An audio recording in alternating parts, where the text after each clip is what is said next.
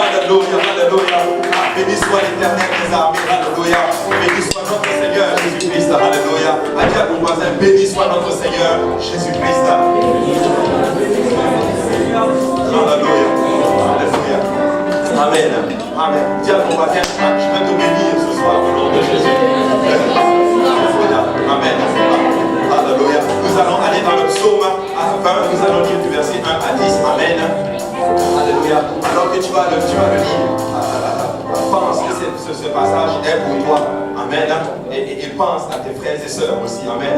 Et dis que pense que c'est pour eux aussi. Amen. Au nom du Seigneur Jésus. Alléluia.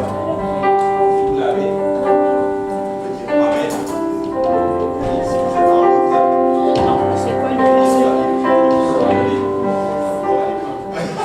Psaume chapitre 20 à partir du verset 1. Psaume chapitre 20 à partir du verset 1.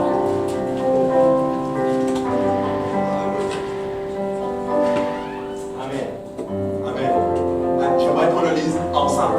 Amen. Alléluia. Il est écrit au chef des gens, psaume de David, que l'Éternel t'exauce au jour de la détresse, que le nom du Dieu de Jacob te protège, que du sanctuaire il t'envoie du secours, que de Sion il te soutienne, qu'il se souvienne de toutes tes offrandes et qu'il agrée tes holocaustes. Pose, qu'il te donne ce que ton cœur désire et qu'il accomplisse tous tes desseins. Nous nous réjouirons de ton salut. Nous lèverons l'étendard au nom de notre Dieu. L'Éternel exaucera tous tes vœux. Je sais que l'Éternel sauve son oint. Il l'exaucera des cieux de sa sainte demeure. Par le secours puissant de sa droite, ceux-ci s'appuient sur leurs chars, ceux-là sur leurs chevaux. Nous invoquons le nom de l'Éternel, notre Dieu. Eux, ils plient et ils tombent. Nous tenons ferme et restons debout. Éternel, sauve le roi, qu'il nous exauce quand nous l'invoquons. Alléluia. Ceux-ci s'appuient sur leurs chars, ceux-ci s'appuient sur autre chose. Mais nous invoquons le nom de l'Éternel. Alors invoquons le nom de l'Éternel.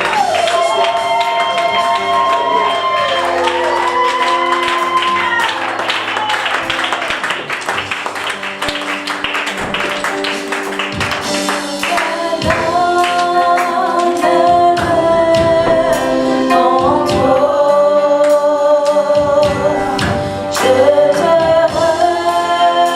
remets tout.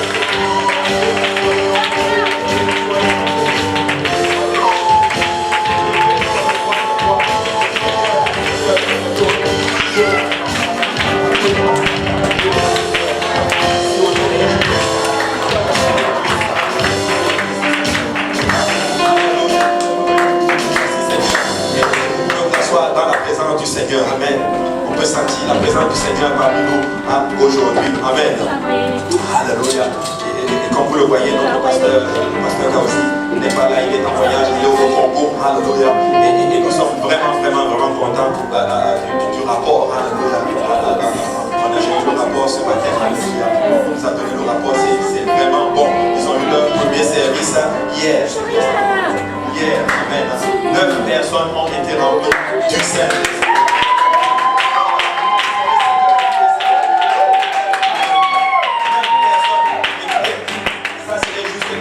Le service d'hier et ils ont planifié de se baptiser au nom du Seigneur Jésus-Christ. Tout simplement parce qu'ils n'ont pas de baptistère. C'est ça qu'ils ont planifié de le faire bientôt. Écoutez, nous sommes bénis. Nous avons un baptistère ici. Alléluia. On n'attend pas de se faire baptiser, mais il y a des gens qui veulent se faire baptiser, mais on doit planifier.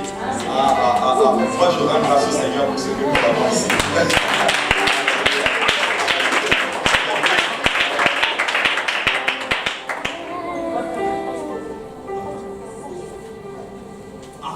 Les sœurs ont eu un service avec les enfants. 30 enfants ont été remplis du Seigneur.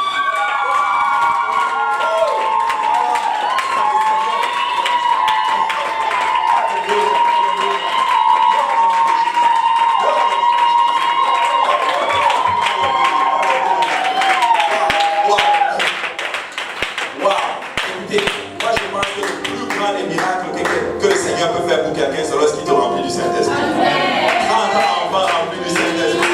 Alléluia. Écoutez, c'est notre Seigneur Jésus qui peut le faire et nous sommes très contents d'entendre cela. Et ce n'est pas encore fini. Dis à ton voisin, ce n'est pas encore fini. Le Seigneur n'a pas encore fini. Le Seigneur n'a pas encore fini. Regardez ce qu'on va faire. On va se lever tous ensemble et nous allons prier pour eux là maintenant. Alléluia. Que le Seigneur encore les pousse, que le Seigneur les utilise encore puissamment, qu'on puisse entendre des rapports comme cela, doublement, triplement, quadruplement. Que le Seigneur fasse son œuvre à travers eux. Amen.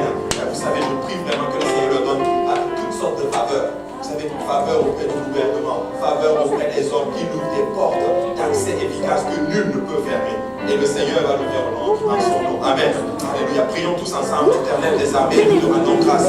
Papa, nous te bénissons et nous te disons merci pour ce que nous entendons, Seigneur Jésus-Christ. Alléluia. Pour ces rapports, Seigneur Jésus. Alléluia. Toi, Seigneur Jésus.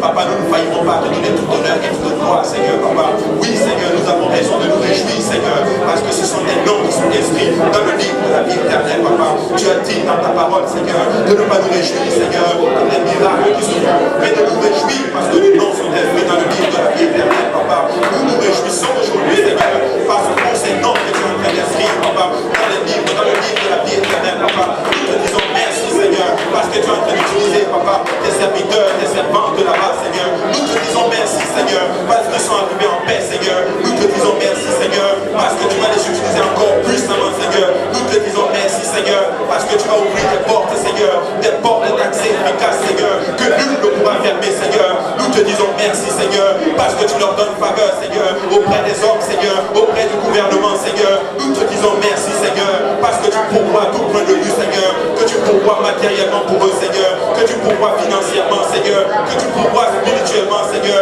Nous te disons merci, Seigneur. Nous prions que tu t'élèves encore une fois, Seigneur, que tes ennemis se dispersent, Seigneur. Nous te prions, élève-toi, Seigneur, mon Dieu, alléluia, Papa. Que nous puissions entendre un réveil, Papa, sans précédent, Seigneur, Papa, au Congo en ce moment, Seigneur. Que cela soit, Papa, une semence, Seigneur, que tu as implantée là-bas, Seigneur. Que cette semence grandisse, Seigneur, produise des fruits, Seigneur, qui conduisent à la vie éternelle, Seigneur, mon Dieu, alléluia. Papa, protège leur départ, protège leur arrivée, Seigneur. Protège tout véhicule dans lequel ils vont entrer, Seigneur. Protège, Papa, alléluia. Moi, les puissamment encore et encore, Seigneur Jésus-Christ, alléluia.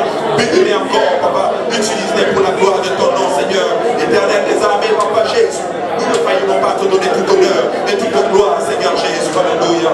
Nous te disons merci encore une fois, Seigneur, et que toute la gloire te revienne, Seigneur. Et nous disons tous au nom de Jésus. Au nom de Jésus. Au nom de Jésus. Alléluia, battons nos mains pour le Seigneur.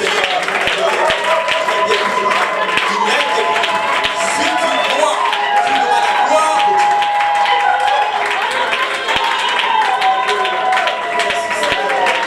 Merci Seigneur. Amen. Tu auras la gloire du Seigneur. Alléluia. Et vous pouvez vous asseoir dans la présence du Seigneur. Alléluia. Si tu crois, tu verras la gloire du Seigneur.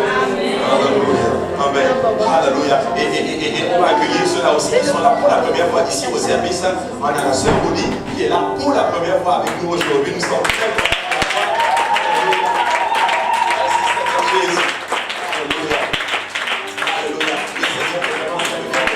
Nous sommes très contents de la voir avec nous. Elle est venue avec sa fille. C'est Annie. C'est Annie. Sa fille.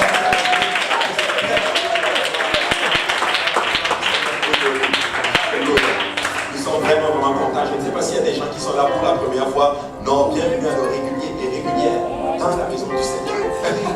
Alléluia. Vous pouvez pas faire.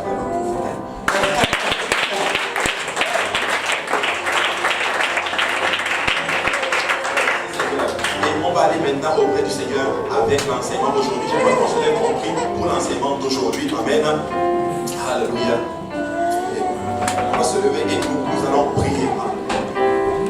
Oui, oh, autant pour moi. Le frère bien confessé, on doit prendre nos offrandes. Alléluia. Nous allons prendre nos offrandes. Amen. Nous allons donner avec joie au Seigneur. Alléluia.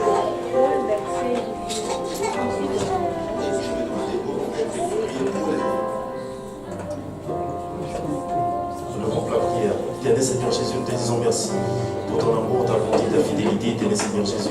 Tu as été avec nous tout au long de cette semaine, Éternel Seigneur mon Dieu. Tu nous as bénis tant et tant de fois, Éternel Seigneur mon Dieu. Oh, tu nous as préservés de tout mal, Éternel Seigneur. Tu nous as préservés des accidents, Seigneur Jésus. Tu nous as réveillés, tu nous as donné ton souffle de vie, Éternel Seigneur. Tu nous as donné la force et la santé, Éternel Seigneur Jésus, de venir dans ta maison, Seigneur Jésus. Nous voulons te dire merci pour toutes ces choses. Maintenant, Éternel Seigneur mon Dieu, nous voulons t'adorer avec nos divises et nos offrandes, Seigneur Jésus. Nous prions que tu les reçoives, que tu les sanctifies, Seigneur Jésus, afin que par elles, Éternel Seigneur, ton œuvre puisse prospérer ici, à Montréal, ainsi que partout ailleurs dans le monde. Et que le peuple de Dieu dise au nom de Jésus. Au nom de Jésus.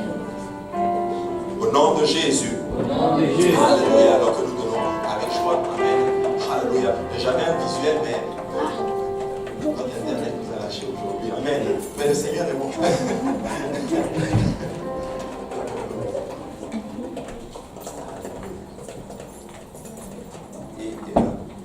Et je vais faire nos annonces pendant que nous sommes en train de prendre le soir. Donc demain, si quelqu'un dit demain, il va y avoir ici. Amen. Ok, demain il va y avoir. Est-ce qu'il y a des jeux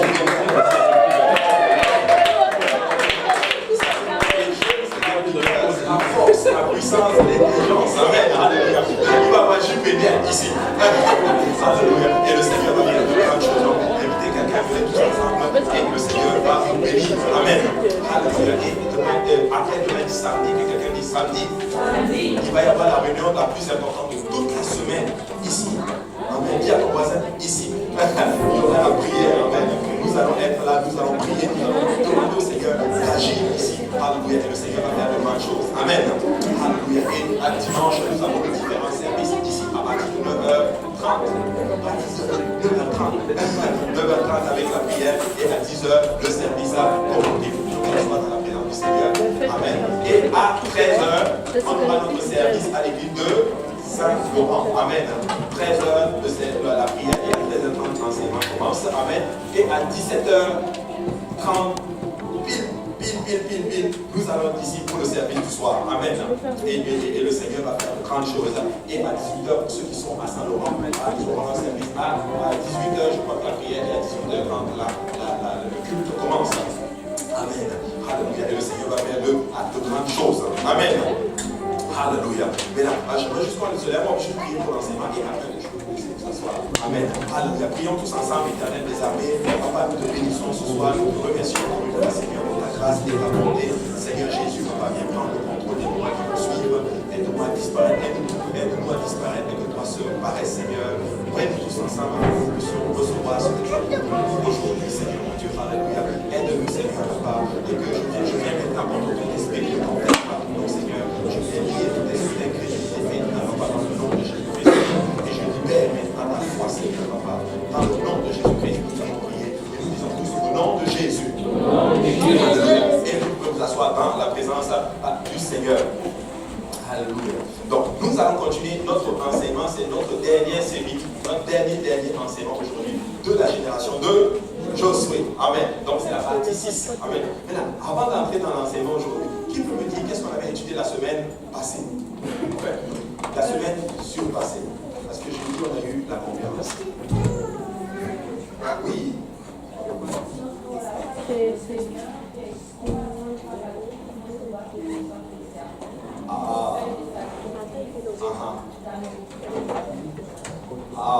Elle a retenu quelque chose de très important. C'est vrai. Nous devons nous battre pour notre relation. Qui ici a déjà pensé, ou du moins pensait, que par exemple vivre pour le Seigneur, c'était comme si être sur une croisière, et tout va bien. Alléluia. Ça prend très vite à réaliser que non, en fait, nous sommes dans une bataille. Amen. Alléluia. Quelqu'un de oui, sœur Clémence.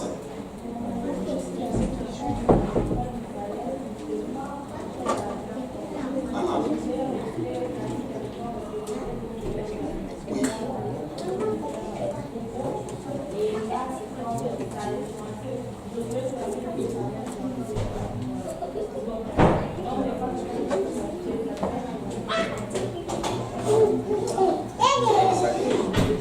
Elle a aussi réalisé quelque chose de très important. En d'autres termes, l'action, en d'autres termes, des Rubénites, des Gadites. Elle a demi-tribu de Manassé et ils voulaient laisser de l'autre côté du Jourdain parce qu'ils disent maintenant que c'était bon pour leur troupeau.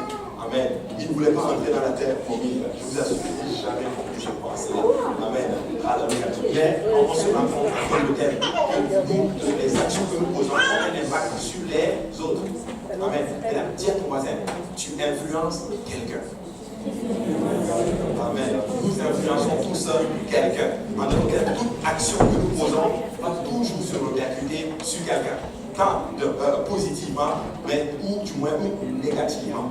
Voilà pourquoi nous devons faire très attention et savoir qui nous influence et qui nous influençons. Amen. C'est très important. Qui m'influence et qui moi j'influence. C'est très important. Amen. Quelqu'un d'autre? Oui, c'est Clémence.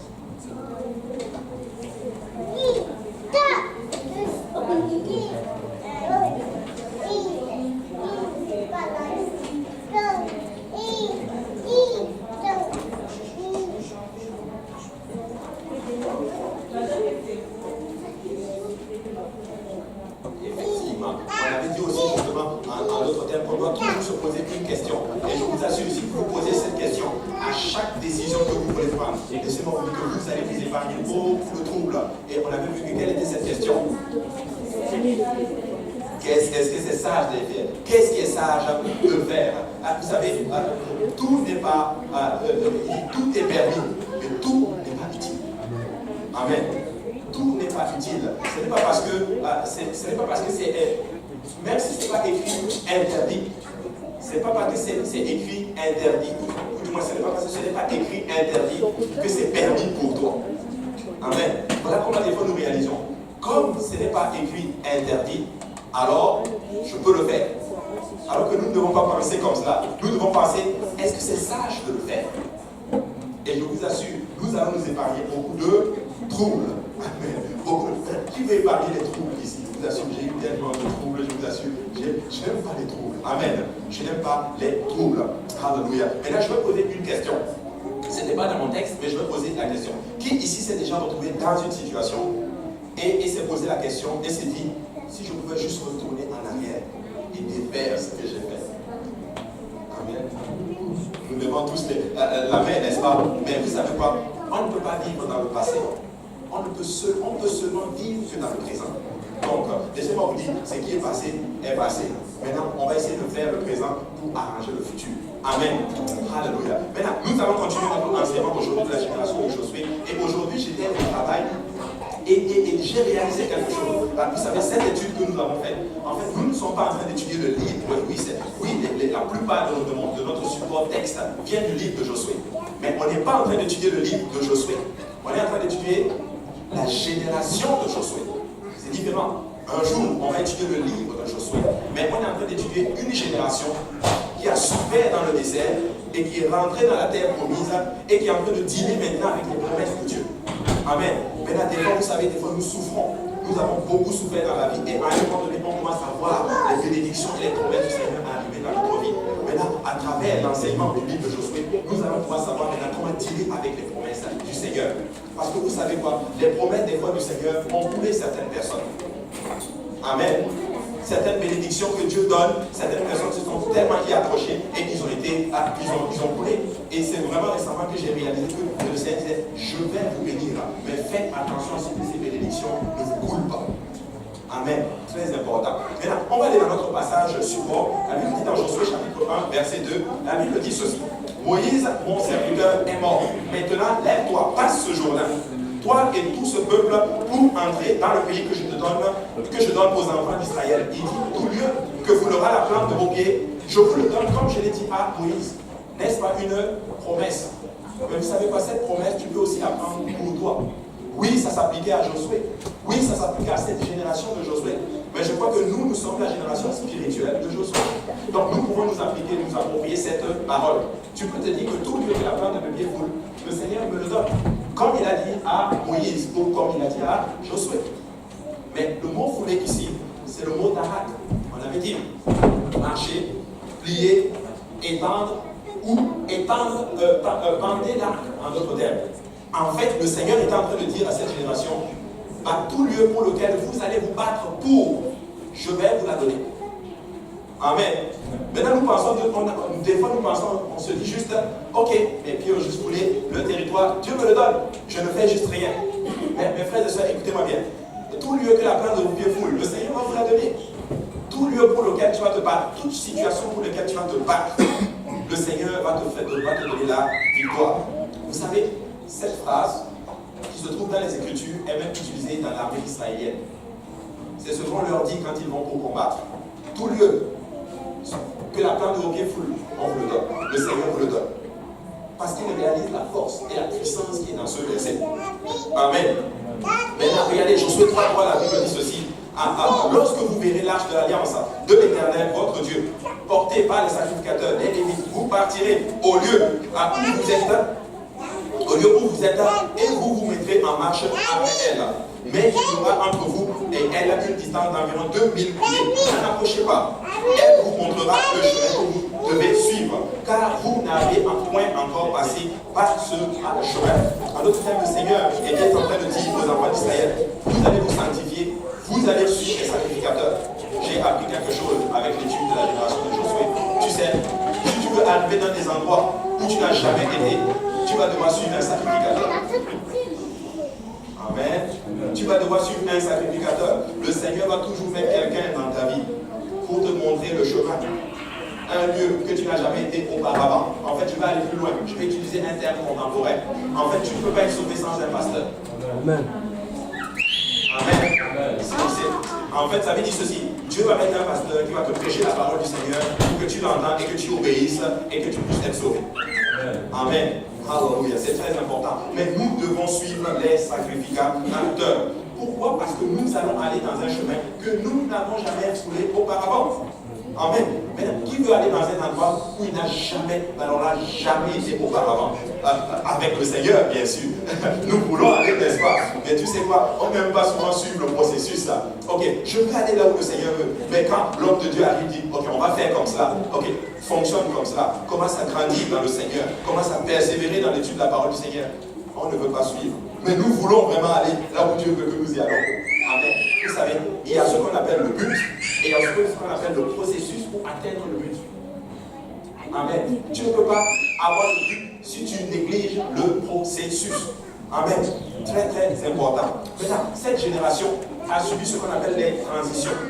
Et les transitions sont difficiles. N'est-ce pas? Nous n'aimons pas les transitions. Nous aimons, on aime bien, j'aime bien les gens qui prient souvent et disent, Seigneur, je veux ma chose maintenant. Ou du moins, donne-moi la patience maintenant, donne-moi la patience. Nous voulons les choses maintenant. Mais avant l'accomplissement de la promesse et le temps où nous sommes, il y a ce qu'on appelle une transition. Et ce sont des moments très précieux. Très précieux. Vous savez quoi? Ne priez même pas pour sortir de vos problèmes. Mais priez que Dieu accomplisse ce qu'il est en train de faire dans vous à travers ces problèmes. Amen. C'est des techniques de prière. C'est comme ça que nous appelons à tâter la volonté du Seigneur. Amen. Très important. Donc, les transitions étaient difficiles. Israël était un peuple errant. Ils ont vécu toute leur vie quasiment une grande partie de leur vie dans l'esclavage. Après, ils ont passé plusieurs années dans le désert. Et là, la promesse est en train d'arriver. La promesse est en train d'arriver. Mais leur pensée en tant était juste une pensée du désert, une pensée d'esclave. Amen. Vous savez, des fois, je vois beaucoup d'enfants de Dieu qui pensent comme ça. Ils sont dans la victoire, mais ils pensent comme des esclaves. Ils pensent comme s'ils sont paumés. Ils pensent comme s'ils ont tout perdu. Mais je veux dire une chose, vous ne pouvez pas agir comme des errants, penser comme des esclaves et fonctionner comme des conquérants. C'est impossible. Si tu veux fonctionner comme un conquérant, ta mentalité va devoir changer. Ta façon de voir les choses va devoir changer. Ta façon de voir Jésus va changer. Amen. Notre façon de voir le Seigneur va complètement changer. Et il y avait une longue liste. Je vais vite pouvoir arriver dans notre revue du génie. Il y avait une longue liste d'ennemis qui étaient supposés empêcher Israël d'entrer dans la terre promise. Il y avait les Amalécites, les Ammonites, les Amorites, les Canaanites, les Édomites, les Guébalites, les Géshurites, toutes les Hites que vous pouvez imaginer. En fait, il y avait beaucoup d'ennemis. Amen. Écoutez, cette marche que nous sommes en train de faire, il y a beaucoup d'ennemis. Et je suis d'accord avec vous, et je dis Amen à cela. Mais je peux vous dire une chose. En fait, le Seigneur était en train de dire aux enfants d'Israël que moi, je vais secouer le diable si vous vous battez pour la terre promise. Amen. Le Seigneur est en train de dire à quelqu'un aujourd'hui, je vais secouer l'ennemi de ton âme. Tant et aussi longtemps que tu vas te battre pour tenir ta relation avec moi. Alléluia. Je vous dis, frère, si tu te bats pour le Seigneur, il va se battre pour toi. Quelqu'un a dit ceci, occupe-toi des affaires de Dieu et il va s'occuper de tes affaires. Moi, j'aime bien quand Dieu s'occupe de mes affaires. Parce que je me suis occupé de mes affaires à un moment donné, c'était grave. C'était l'échec.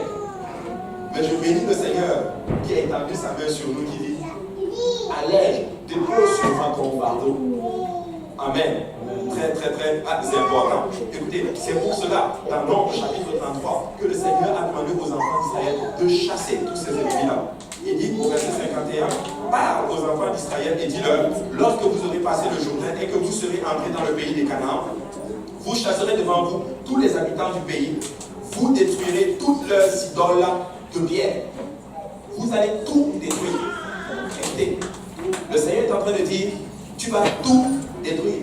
Il n'a pas dit, tu vas détruire juste les Ammonites, les Amalécites, les Géshurites, et les autres, tu vas les laisser. Il n'a pas dit que tu vas regarder ceux-là qui ont l'air un peu faibles, tu les laisses.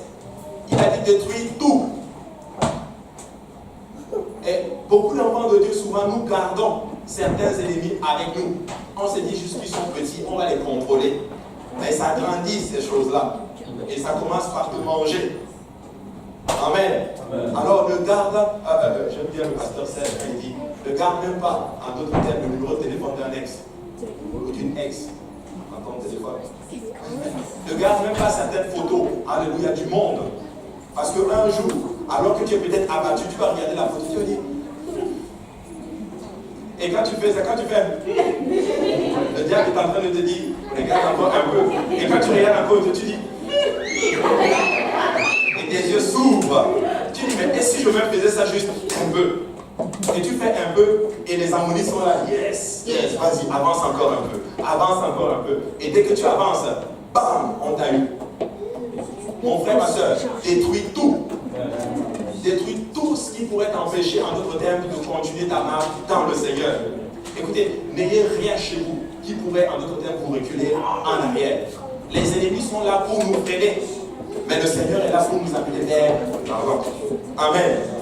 Il dit, vous prendrez possession du pays et vous vous y établirez, car je vous ai donné le pays pour qu'il soit votre propriété. En fait, c'est à vous. Je vous l'ai donné. En fait, voici comment je compare l'histoire. Ce n'est pas encore à vous, mais en fait, c'est à vous.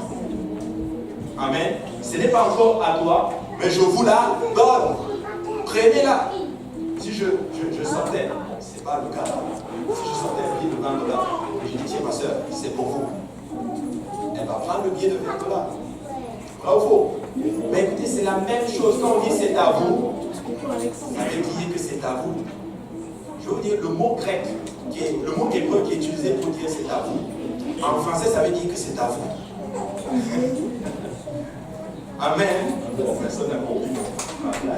Mais c'est à vous. On va dire c'est à toi. Amen.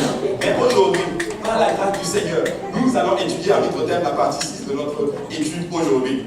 Maintenant, on va étudier Josué en notre thème, alors qu'il est entré dans la terre promise, alors qu'il est en repos, alors qu'il est en train de jouir des bénédictions du Seigneur. Amen. Josué, justement, se retrouve dans un état avancé, dans un état âgé. Maintenant, il est vieux maintenant. On va le lire. Josué chapitre 13 à partir du verset 1. Josué chapitre 13 à partir du verset 1. Donc, j'aimerais que quelqu'un le lise. Parce que je parle au moins.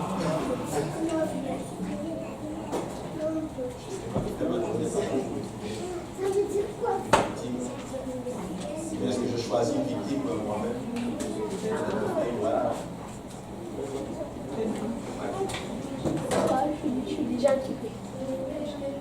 Oui. Viens, frère Joël. Hein? Viens. Viens-moi avec le micro. Ça serait, il me regarder, viens.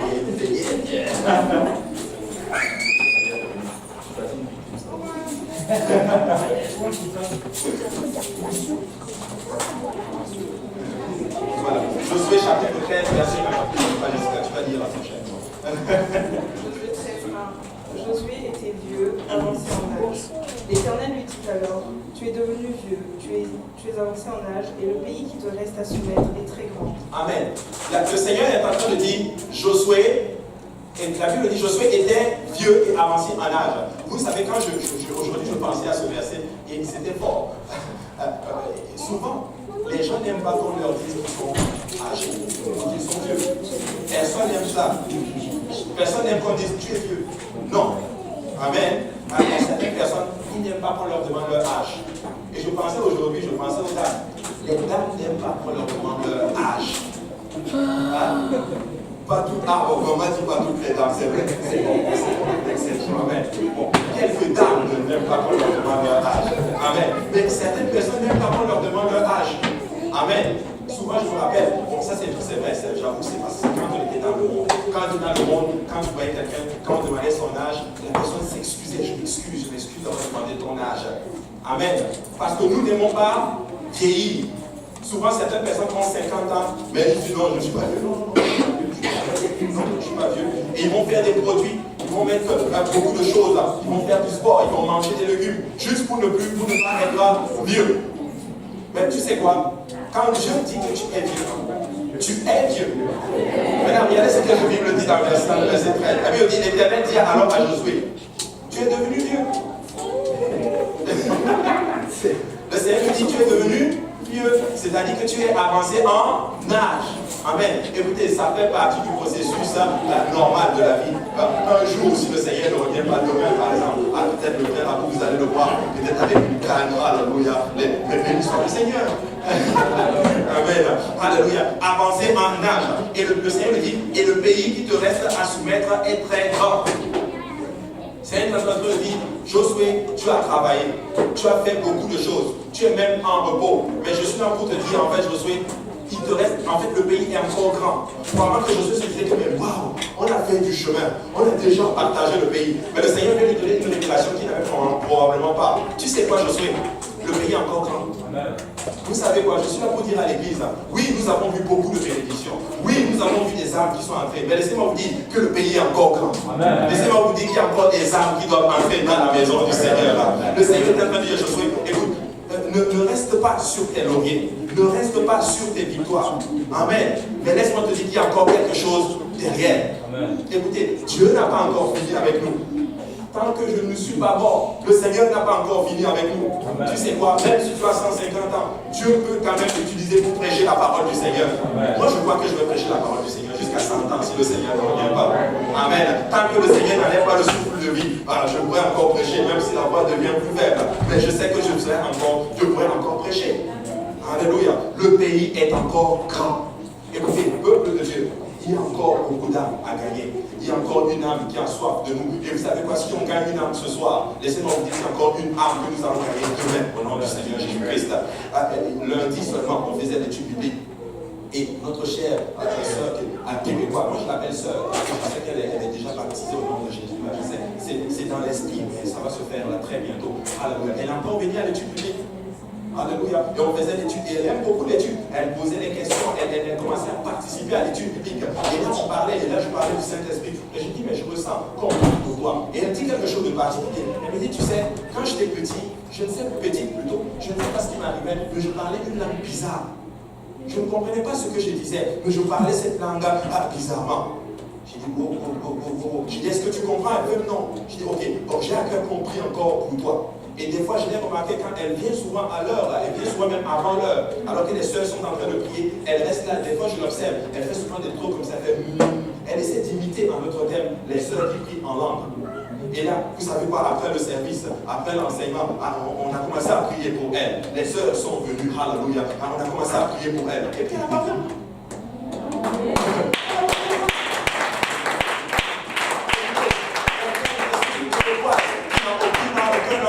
Sur le baptême du Saint-Esprit. Écoutez, je suis là pour dire à quelqu'un, le pays est encore vaste.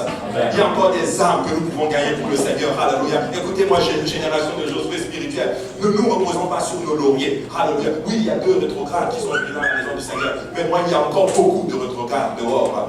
Je le crois. Amen. Amen.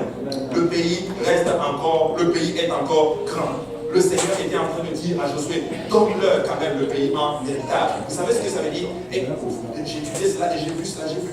Écoutez, notre Seigneur est spécial.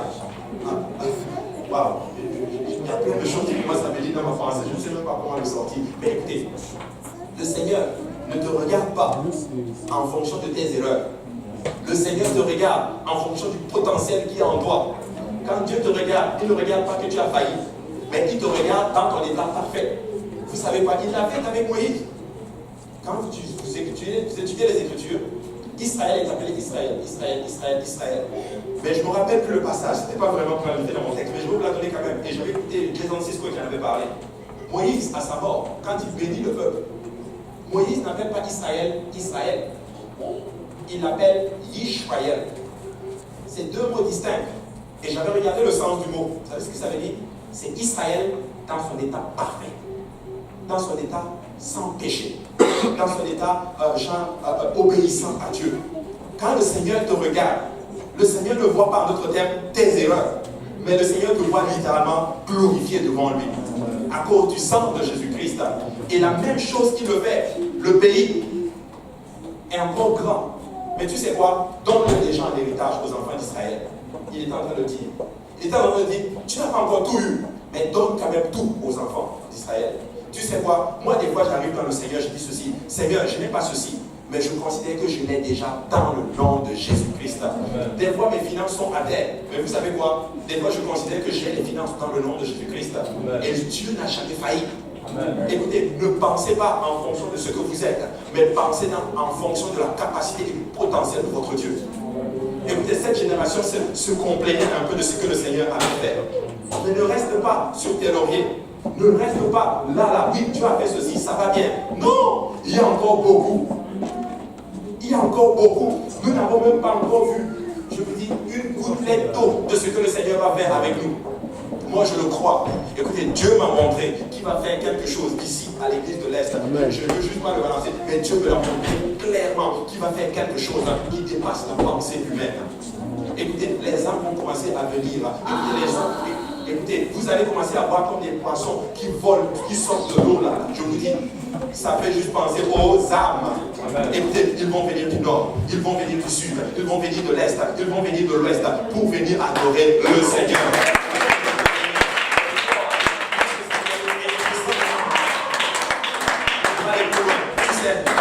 Réfléchis comme cela. Réfléchis dans le sens où ce que tu veux que Dieu fasse, réfléchis que Dieu l'a déjà fait. Tant et aussi longtemps que c'est dans la volonté du Seigneur, le Seigneur l'a déjà fait. Et c'est comme ça qu'un enfant de Dieu doit penser. Pourquoi? Parce que nous ne sommes pas nous ne marchons pas par la vue, mais nous marchons par la foi. La foi, c'est croire en quelque chose dans laquelle il n'y a pas de foi. Pourquoi tu crois ceci, frère Abou? Pourquoi tu crois qu'il va y avoir beaucoup d'âmes dans la maison du Seigneur? C'est vrai, je n'ai aucune preuve. Mais tu sais quoi, j'ai la foi. Parce que je crois en un Dieu qui est capable de le faire. Et il ne ment jamais. Le pays est vaste. Parcourez le pays, du nord au sud, de l'est à l'ouest. Le Seigneur déclare qu'il te la donne dans le nom de Jésus-Christ. Amen.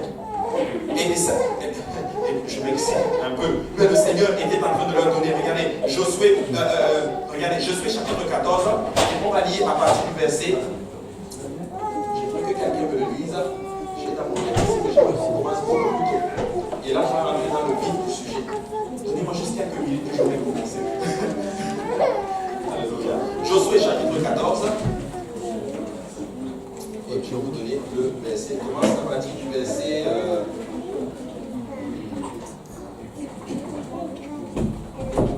À partir du verset 6. Les fils de Juda s'approchèrent de Josué à Gilgal. Et Caleb, fils de Jéphuné, le Kénésien, lui dit: Tu sais ce que l'Éternel a déclaré à Moïse, homme de Dieu, au sujet de moi et au sujet de Kadès Barnéa. J'étais âgé de 40 ans lorsque Moïse, serviteur de l'Éternel, m'envoya à Kadès Barnéa pour explorer le pays, et je lui fis un rapport avec droiture de cœur. Mes frères, le peuple, mes frères qui étaient montés avec moi découragèrent le peuple, mais moi je suivis pleinement la voie de l'Éternel mon Dieu. Et ce jour-là, Moïse jura en disant: Le pays que ton pied a foulé sera ton héritage à perpétuité, pour toi et pour tes enfants, parce que tu as pleinement suivi la voie de l'Éternel mon Dieu. Pause. Nous voyons là ici que le Seigneur prend la même, plutôt Moïse prend la même promesse qui se trouve dans Josué chapitre 1 et il la donne à qui? À Caleb. Je ne sais pas si vous avez bien compris, on va le relire encore. Regardez, Caleb dit: J'étais âgé de 40 ans, verset 7, lorsque Moïse, serviteur de l'Éternel, m'envoya de Kadès Barnéa pour explorer le pays, et je lui fis un rapport de droiture avec droiture de cœur. Mes frères qui étaient montés avec moi découragèrent le peuple, mais moi je suivis pleinement la voie de l'Éternel, mon Dieu. Et ce jour-là, Moïse jura en disant: Le pays que ton pied a foulé sera ton héritage à perpétuité. Écoutez, Caleb a eu une promesse juste pour lui. En d'autres termes, Caleb devait juste se lever et fouler juste la terre promise. Le Seigneur avait dit: Tu sais quoi, Caleb, si tu foules toute la terre promise, toute la terre sera pour toi. En fait, tout Canaan sera à toi. Mais ce qui m'intéresse ici, c'est que Josué, plutôt Caleb, se lève et il va voir qui? Il va voir Josué. Et il lui rappelle quoi? Sa promesse. Il ne répète pas sa promesse. Vous savez quoi? N'arrêtez jamais de rappeler vos promesses devant le Seigneur. Rappelle le Seigneur: Seigneur, tu as dit dans ta parole que si tu crois, alléluia, tu seras sauvé, toi et toute ta famille. Je viens te rappeler juste ta promesse. Seigneur, peut-être que c'est le temps de l'accomplir.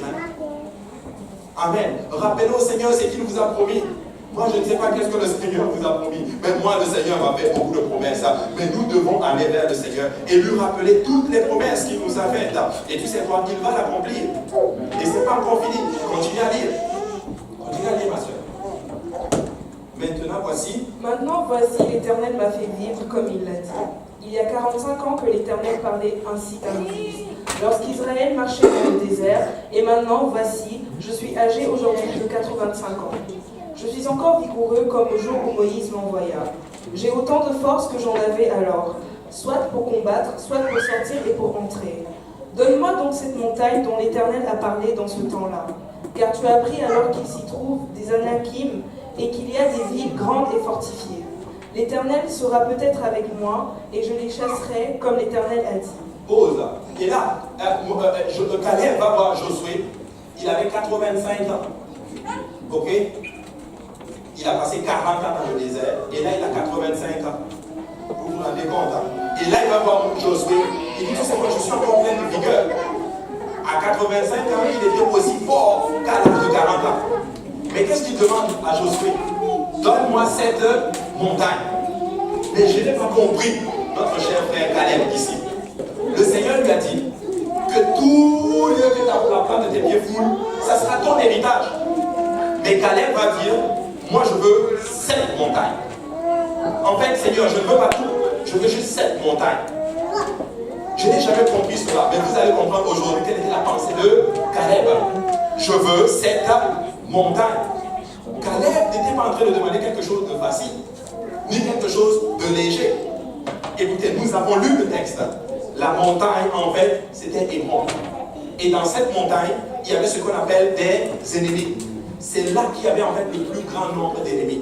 Il y avait ce qu'on appelle les Anakim. Il y avait en fait des géants. Il y avait toutes sortes d'ennemis que vous ne pouvez même pas imaginer. Mais Caleb arrive, Caleb dit, c'est ça que je veux. Mais Caleb, au-delà de tout ce que tu peux fouler, au-delà de tout ce que tu peux avoir, pourquoi veux-tu seulement la montagne? Amen. Est-ce qu'il y a des gens qui veulent des montagnes ici?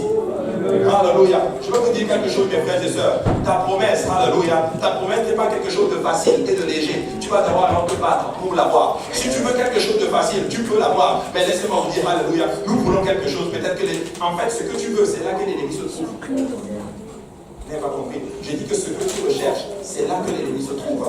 Mais tu sais quoi? Je veux cette montagne. Je veux cette montagne. Regardez, pourquoi Hébron? En fait, Hébron était le lieu de résidence de notre cher père Abraham. Vous avez lu le livre de Genèse. Hébron était le lieu de résidence de notre cher Abraham pendant plusieurs années. Et c'est là qu'il a acheté ce qu'on appelle la caverne de Macpéla. Ça se trouve dans le livre de Genèse. Pour que ça devienne une place de sépulture. Abraham, Isaac, Jacob, Sarah, Rebecca et Léa sont tous enterrés dans la caverne de Macpéla. Et ça se trouve où? Ça se trouve à Hébron. Amen. Et c'est triste à dire aujourd'hui ce que je vous dis. Écoutez, j'ai vu ça aujourd'hui et j'étais vraiment renversé de voir ce que j'ai vu. Vous savez, la caverne de Macpéla aujourd'hui, il se trouve sur le flanc en fait ouest d'Hébron. Et ça se trouve dans une mosquée qui est contrôlée par les musulmans aujourd'hui. Quand vous allez, en d'autres termes, en Israël, vous savez qu'il y a ce qu'on appelle le dôme du rocher. Les musulmans ont bâti une grosse mosquée là-bas. Il y a en d'autres termes beaucoup de possessions musulmanes là-bas. Alors que le Seigneur avait dit aux enfants d'Israël que toutes ces promesses, je vous la donne à perpétuité. Mais le Seigneur était en train de dire aux enfants d'Israël que tant et aussi longtemps que vous allez vivre dans mes voies, tant et aussi longtemps que vous allez vous allez vous accrocher à moi et que vous allez me servir seulement que moi, à ce moment-là, vous allez garder vos promesses. Mais si vous allez adorer d'autres divinités, laissez-moi vous dire que je vais vous retirer de vous. Et vous allez devenir un tas de ruines. Et n'importe qui passera dira, mais pourquoi leur Dieu a-t-il agi comme cela envers eux? Et ça se trouve dans les Écritures. Le Seigneur avait promis à perpétuité à la promesse à Caleb. Mais laissez-moi vous dire que cette promesse d'aujourd'hui est sous la domination des musulmans. Et je vais aller plus loin. Regardez ce que j'ai même pu voir. Et vous allez être choqués. J'ai juste pris un copier et j'ai juste collé. Regardez ce qui se passe. Il dit dans une mosquée sous domination musulmane qui interdit l'accès à tout chrétien. Oui, aucun chrétien n'a le droit de rentrer là-bas. Mais regardez ce que j'ai vu. En 1862, le prince de Galles fut autorisé à y pénétrer sous un ordre spécial du sultan. Écoutez. Il se dit chrétien, alléluia, à ce prince de Galles, mais il doit avoir l'autorisation d'un sultan pour aller vérifier quelque chose qui a un lien avec ses propres ancêtres dans la foi. Frères et sœurs, nous devons nous accrocher au Seigneur si nous voulons garder nos promesses. Nous ne voulons pas que l'ennemi vienne prendre domination de nos promesses. Alléluia. Nous allons continuer à servir le Seigneur. Parce que vous savez quoi, si tu sors du Seigneur, laisse-moi te dire que l'ennemi va avoir une mise sur toute promesse que tu as déjà acquis. Écoutez, c'est pour toi, pour l'éternité. Amen. C'est ça la promesse du Seigneur. Écoutez, il vit les tombeaux de pierre d'Abraham, Jacob, Sarah, Rebecca et Léa, ainsi qu'une ouverture séculaire donnant dans une caverne située au-dessous, en dessous, qui était, on le suppose, la véritable caverne de Macpéla. Et où personne n'a pénétré depuis plus de 600 ans, dit-on. Écoutez, ce texte, je l'ai plus juste dans le livre de Alès, mais je l'ai collé dans mon texte. Mes frères et sœurs, nous ne voulons pas perdre nos promesses. Écoutez, je vais vous dire une chose. Personne ne peut arracher ta promesse, mais toi tu peux donner ta promesse.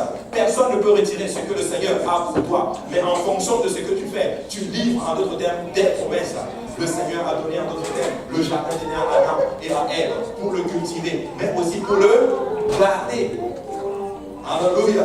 Nous devons nous battre, mes frères et sœurs. Ne permets pas à l'ennemi de prendre ce que le Seigneur a pour toi. Caleb avait parcouru à des centaines de kilomètres à travers le pays de Canaan. Ses pieds avaient foulé à tout le pays entier, ainsi que tout le territoire qui aurait pu être le sien. Et là, pourquoi a-t-il choisi Hébron? Justement, peut-être parce qu'il y avait des ennemis là. Tu sais quoi? Souvent, il faut juste aller là où l'ennemi se trouve et lui dire, tu sais quoi, je viens juste pour te déloger. Je bénis le Seigneur pour une église à l'est de Montréal. Parce que l'est de Montréal, si vous suivez bien l'histoire, c'est un peu considéré comme le temple du diable. Mais je bénis le Seigneur pour une église du Dieu vivant. Même dans le temple du diable, même dans le camp de l'ennemi, il y a une maison du Seigneur. Même dans le camp de l'ennemi, il y a un peuple qui prêche la parole du Seigneur.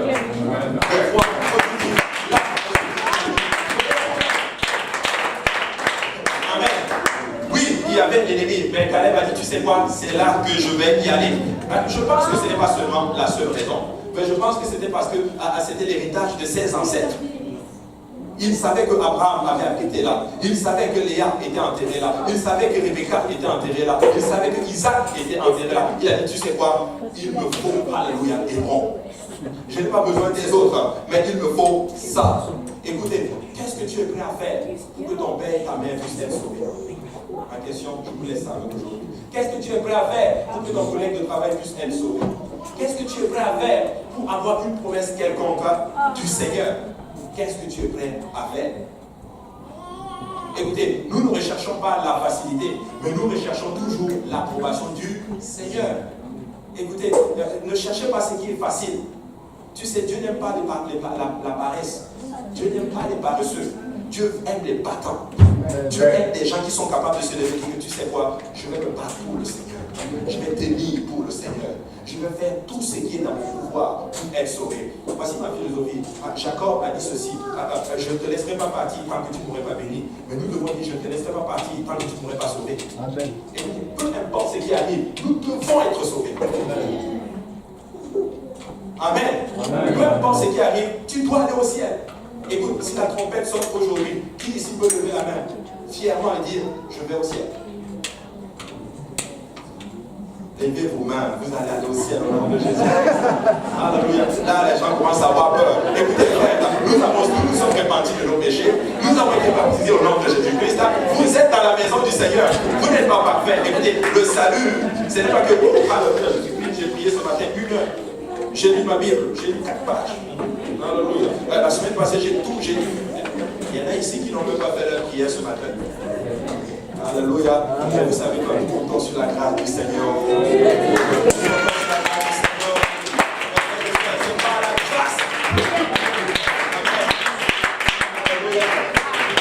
y en a qui n'ont pas jeûné toute la semaine. Il y en a qui ont manqué leur jour de jeûne. Vous savez, le jour au début de l'année, là. Qui va jeûner lundi? Me voici. Qui va jeûner mardi? Me voici. Non, pasteur, un jour c'est petit. Moi je me fais 2 jours par semaine, pasteur. Comme si je voulais bien dire.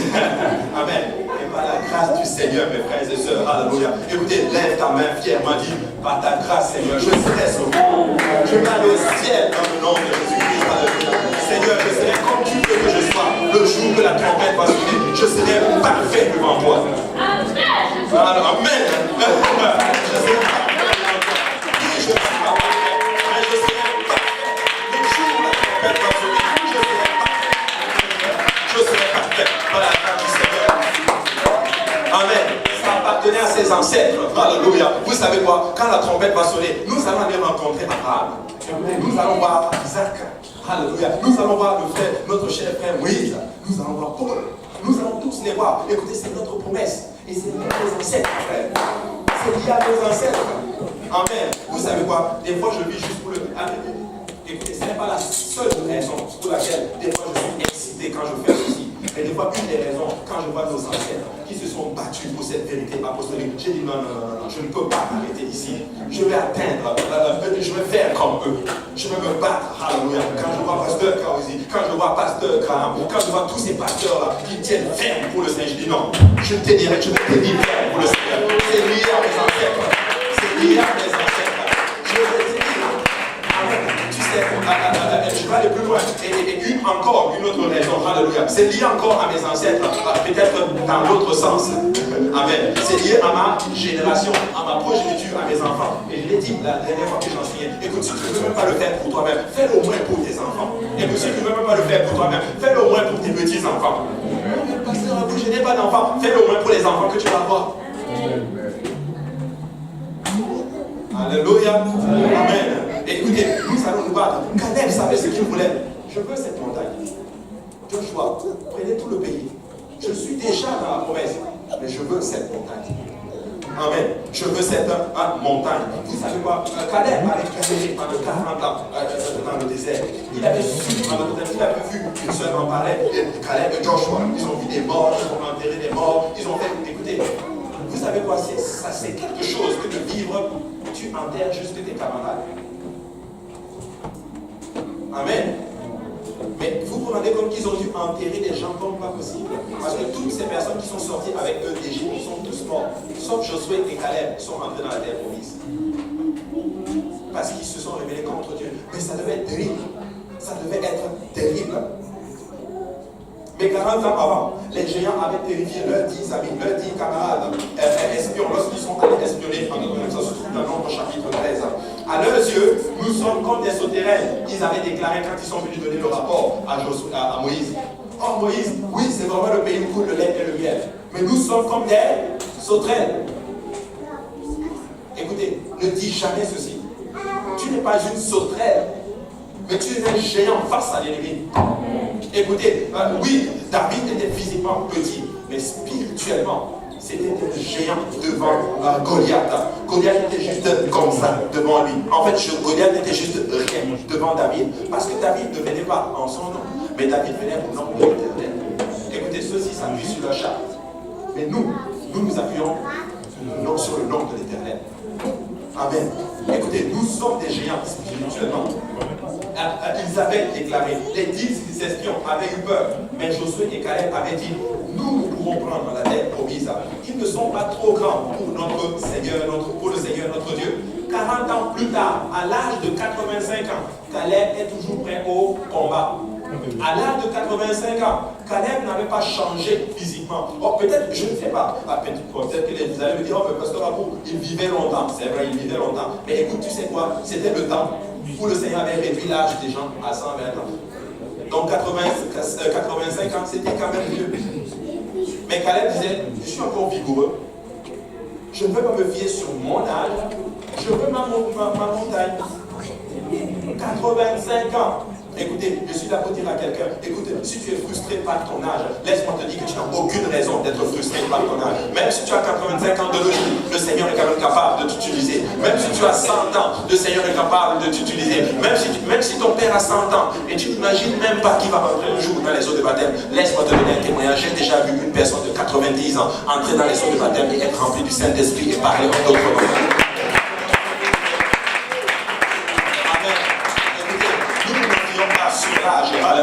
Mais laissez-moi vous dire que nous nous fions sur le Dieu de notre salut. Amen. 85 ans, il était encore prêt au combat. Vous savez, en raison des changements de la démographie, en raison de toutes ces choses, en raison de la durée de vie qui a été réduite, nous avons maintenant une science qu'on appelle littéralement, je sais que certains le savent, la gérontologie. La gérontologie qui étudie le processus du vieillissement. Et vous connaissez cette science, n'est-ce pas? La gérontologie. Écoutez, vous savez quoi? Il y a toutes sortes de sciences maintenant de nos jours. Les gens ont des doctorats dans n'importe doctorat dans l'étude des sauterelles. Les gens ont ça aujourd'hui. Amen. Hein? Oui. Il y a toutes sortes de doctorats de nos jours. Il y a toutes sortes de sciences de nos jours. Mais laissez-moi vous définir c'est quoi le vieillissement. Le vieillissement, c'est une combinaison de changements biologiques, biologiques qui semblent se produire inévitablement et irréversiblement avec le passage du temps, entraînant éventuellement la mort. Amen. Qui est d'accord avec moi que si tu passes du temps et que tu prends de l'âge, ce qui arrive, c'est la mort. Maintenant, qui sait que, il y en a souvent, le pasteur en parle souvent, il y a des prophètes qui disent, le Seigneur me montre que tu vas mourir. Mais le truc c'est que je le savais, tonton. Je savais que je vais mourir. Ce que je ne sais pas quand est-ce que je vais mourir. Ok, dis-moi autre chose. Amen. Écoutez, la mort, ce n'est pas juste une défaite. Pour un enfant de Dieu, la mort, c'est une preuve. La mort, c'est que je vais aller rencontrer mon Seigneur. Écoutez, si le diable me tue, je vais aller auprès de Jésus. Mais s'il me laisse vivre, je vais prêcher le nom de Jésus. Donc dans toutes ces choses, je suis plus que vainqueur par Christ qui m'a fortifié. Donc quand Paul est en train de dire je suis plus que vainqueur, il est en train de dire que peu importe ce qui arrive, il est toujours dans la volonté du Seigneur. Donc nous n'avons aucune raison d'avoir peur. Amen. Aucune raison. Donc le vieillissement entraîne, oui, la mort. Mais Dieu n'abandonne pas ces gens quand ils vieillissent, mais Dieu les aide à travers le processus du vieillissement. Maintenant, pasteur, pourquoi tu parles de la vieillesse aujourd'hui alors que nous sommes tous jeunes? Alléluia. Amen. Alors que nous sommes tous jeunes. Parce que je veux comparer en d'autres termes Caleb à l'église aujourd'hui. Caleb a pris de l'âge. Caleb était avancé en âge. La Bible dit qu'il avait 85 ans. Mais la même Bible nous dit que Caleb était aussi vigoureux que quand il avait 40 ans. Amen. Est-ce qu'il y a des gens qui sont en train de voir là où je suis en train d'aller? Caleb avait la même vigueur. Qui sait? Peut-être qu'il était même beaucoup plus fort. Parce que quand on dit vieillissement, on est en train aussi de parler de maturité. Tu as vu le temps passer. Tu es devenu beaucoup plus mature. Mais regardez ce que la Bible dit dans Ésaïe chapitre 46, verset 3. Écoutez-moi, maison de Jacob, et vous tous, reste de la maison d'Israël, vous que j'ai pris à ma charge dès votre origine, que j'ai porté dès votre naissance, jusqu'à votre vieillesse, je serai le même. Jusqu'à votre vieillesse, je vous soutiendrai. Ok, Jessica, tu vas lire le passage. Je sais que c'est pas affiché. Ésaïe chapitre 46, verset 3.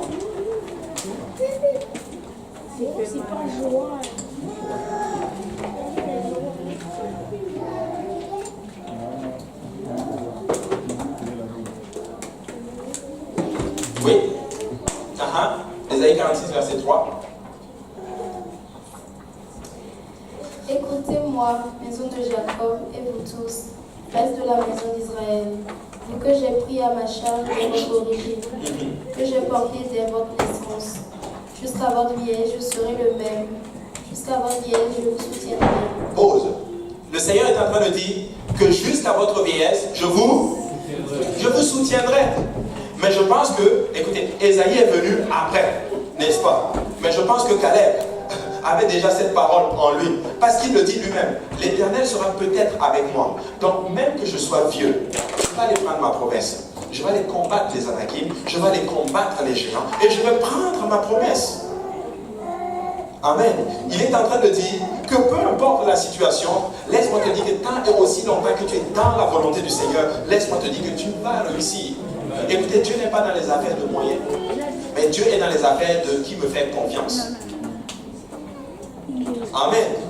Alléluia. Maintenant, Psaume 37, verset 25, la Bible dit ceci: j'ai été jeune, j'ai vieilli, je n'ai point vu le juste abandonné, ni sa postérité mendiant son pain. Écoutez, le psalmiste était en train de dire qu'il a été jeune. Oui, Dieu était avec lui. Il a vieilli. Dieu était encore avec lui. Mais laissez-moi vous dire qu'à ce moment-là, il est en train de dire, je n'ai pas vu, alléluia, le juste mendier sa subsistance. Écoutez, je suis là pour dire à quelqu'un, écoute, tu es en train de vivre pour le Seigneur. Peut-être que tu galères, mais laisse-moi te dire que si tu continues à marcher pour le Seigneur va être avec toi. Amen. Tu ne vas jamais mendier ta subsistance. Amen. Écoutez, la mendicité, ce n'est pas, en d'autres termes, écoutez, ce n'est pas ce que le Seigneur a en réserve pour ses enfants. Amen. Nous ne mendions pas notre pain. Alléluia. Nous sommes dans l'abondance étant dans le Seigneur. Alléluia. Le frère Delmar a une question. Merci, pasteur Abou. Alors, tu viens de réciter le verset qui roule dans ma tête, le verset de David. Donc, je vais te poser une question là-dessus. Prenons par exemple Caleb, à l'âge de 85 ans, il a dit, je vais monter, je vais acquérir la montagne qui lui a été promise. La montagne d'Hébron, c'est ça. Mais quand David, lui, il a dit, j'ai été jeune, et maintenant j'ai vieilli, Et je n'ai point vu le juste abandonné, ni sa postérité mendiant son pain. Est-ce que David, dans ce psaume, dans ce verset, est-ce qu'il parle de maturité ou de son expérience ou de vieillissement biologique comme tu parles là? Oui, en fait, très bonne question, mon frère. Je crois de tout mon cœur que ça regroupe en fait le tout. Amen. Tu sais, oui, que ce soit vieillissement physique, physiquement, parce que souvent il y a certaines personnes âgées qui se disent je ne peux plus rien faire. C'est de ça que je suis en train de parler. Mais oui, vieillissement, que ce soit spirituel à tout point de vue, maturité, expérience à tout point de vue. En fait, il est juste en train de dire que de mon expérience, moi j'ai vécu, mais je n'ai jamais vu quelqu'un servir Dieu et mendier son pain. C'est en fait ce qu'il est en train de dire littéralement. Il est en train de dire littéralement que tant et aussi longtemps que tu es dans la volonté du Seigneur, il ne va jamais t'abandonner. Amen. Et je réitère d'ailleurs cette promesse à tout enfant de Dieu. Écoutez, je veux vous dire une chose. Notre Seigneur, il est fidèle. Notre Seigneur est fidèle. Si le Seigneur te promet quelque chose, tu peux t'accrocher sur cette promesse. La parole du Seigneur, tu peux banquer dessus. Si le Seigneur t'a dit quelque chose, il va le faire. David était juste en train d'appuyer, en d'autres termes, un caractère spécifique de notre Seigneur qui est là, la fidélité. Amen. Dieu a dit qu'il va sauver nos familles. Il va sauver nos familles. Dieu a dit qu'il va nous faire, il va nous restaurer. Il va nous restaurer. Dieu a dit qu'il va restaurer des mariages et Dieu est en train de le faire. Laissez-moi vous raconter un témoignage qui est juste arrivé même ici dans cette église. Une sœur qui a été rencontrée à l'évangélisation. Le frère Didier la connaît très bien parce qu'on était là ensemble le jour là même. Je me rappelle les mêmes mots que nous avait dit. Elle est venue, elle s'est approchée. Elle a dit, est-ce que dans votre église on prêche la sanctification? Et là le frère lui disait, maman tu seras servie. Elle est partie. Elle n'est pas venue à l'église tout de suite. Un jour, elle a appelé comme ça le frère Didier. Le frère Didier était en train de se reposer. Il dit, je veux venir à l'église. Le frère Didier se lève, il met ses vêtements, il prend sa voiture, il va la chercher et il l'amène ici. Et comme ça, elle a commencé à commencer. Ça marche avec le Seigneur. Je vous assure. Ça fait quoi? 3 ans maintenant. Elle vient, son étude biblique. Ça fait 3 ans qu'on est en train de la faire. Vous savez quoi? Il y a juste 3 dimanches. Son mari est venu ici à l'église. Le Seigneur l'a rempli du Saint-Esprit. Il a parlé en langue pendant au moins 30 minutes. Il n'arrivait juste pas à s'arrêter. On était juste assis là. Le pasteur aussi était juste assis là, en train de le regarder. Le pasteur l'a regardé, mais ça, c'est pas une langue du Congo, ça. Et elle-même était là comme ça. Et les enfants étaient là. Et personne ne comprenait rien de ce qui arrivait. Écoutez, 3 ans. Et son mari est rempli du Saint-Esprit ce jour-là, en train de parler en langue, Et je vous assure, on a prié pour lui. Après, on était même fatigués, on faisait nos choses. Et lui, il était assis, il parlait en langue. Il parlait en langue. On veut juste le dire, c'est bon. Quand tu as reçu le Saint-Esprit, c'est bon. Mais il parlait juste en langue, il parlait juste en langue. Et quand il a fini, est-ce que tu sais que tu as reçu le Saint-Esprit? Oui, je sais que j'ai reçu le baptême du Saint-Esprit. Mes frères et sœurs, Dieu est fidèle. Dieu est fidèle. Dieu est fidèle. Quand tu viens à l'église, ton mari n'est pas là. Écoute, continue juste. Mais un jour viendra, il va parler en langue. Parce que notre Dieu est fidèle. Notre Dieu est fidèle. Et cette sœur n'est nulle autre que la sœur Swami. Hier, je parlais à son mari. Il me dit, je veux acheter des Bibles pour l'église. Et notre Dieu est fidèle. Mais si tu fais un peu là, un peu ici, un peu là, un peu ici, un peu là, un peu ici, mais je veux quand même voir la promesse du Seigneur. Oh, Dieu est fidèle, alléluia. Tu connais toutes les promesses du Seigneur, mais tu ne peux pas suivre le processus. Mes frères et sœurs, nous allons voir les promesses tant et aussi longtemps que nous restons dans la volonté du Seigneur. Amen. Très important. Oui, on parle de l'âge, mais Dieu reste fidèle. Oui, écoutez, je ne sais pas depuis quand maintenant que j'ai donné ma vie au Seigneur, mais je reste encore accroché aux promesses du Seigneur. Près d'elle ma parole. Tant que nous ne restons pas dans la promesse du Seigneur, comme tu dis, tu exposes à toutes sortes de choses. Prenons par exemple le monsieur qui se tenait sous le portique de Salomon et qui mendiait. Ce que était d'être un juif, c'est d'être un juif, un israélite, entre guillemets. Mais quand Pierre et Jean, à l'heure de la prière, montaient pour y prier dans le temple, le monsieur est en train de mendier au monsieur, à Jean ou à Pierre et Jean, c'est ça, c'était Pierre et Jean. Mais ouais, je n'ai rien à te donner. Ce que j'ai, je te le donne, lève-toi et marche. Mais qu'est-ce que tu de ce verset? C'est un juif qui. Est-ce que